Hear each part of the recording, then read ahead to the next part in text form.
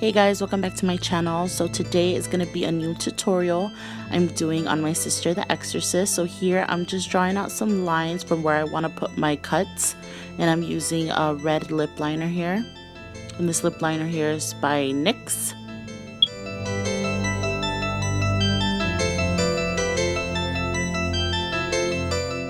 Next I'm going to take some liquid latex and I'm going to go over all of the cuts, and that's where I'm going to place the cotton next, so I can make my deep cuts. And then I'm going to add some more liquid latex over that just to saturate it, get it nice and soaked. And then I'm going to use my little spatula here to kind of raise up the center where the actual blood and all that stuff is going to go. And then I'm just going to repeat the same for the bottom. And there you are. This technique is actually super easy. It takes maybe a half an hour. That's including if you use a hair dryer, which will dry it really quick, as you'll see here in this next clip. There you go. This is like one of the easiest tutorials. Once you get the hang of it and practice doing the cuts, this should be really easy.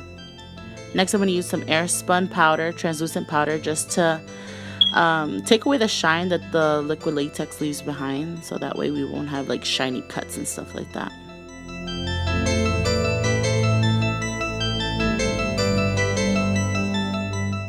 And I'm going to use the Makeup Forever Flash palette, and I'm going to use this brown color. It's brown mixed with green and yellow, and I actually got this tip from Mikey Glam & Gore.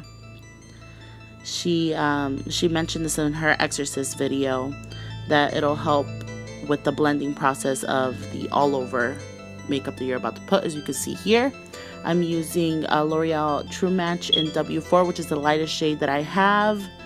This is the lightest shade that I am during the winter days. I get super pale. So as you can see here, it helps it better to cover up the white that the cotton is, so that way the cuts will match the actual skin. And here I'm using the red in the Flash palette to fill in our cuts.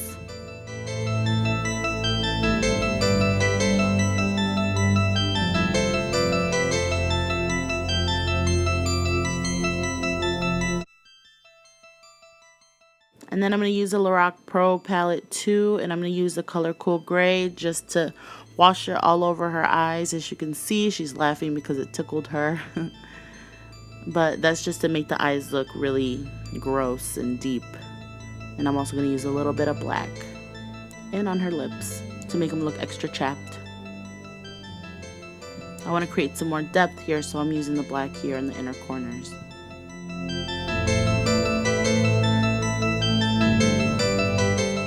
And then I'm going to use some black within the cuts just to add a little bit more depth to that too.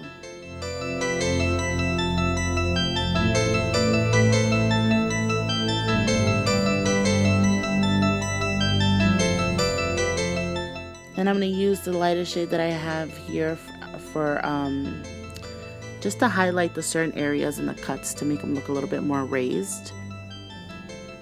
And then I'm going to use Ben Nye's Fresh Scab within the cuts to make it look really gross and bloody.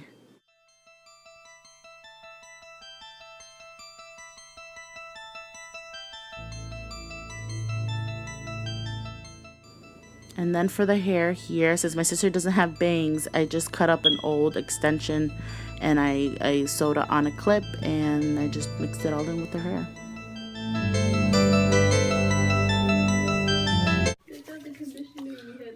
I have conditioner, it's okay.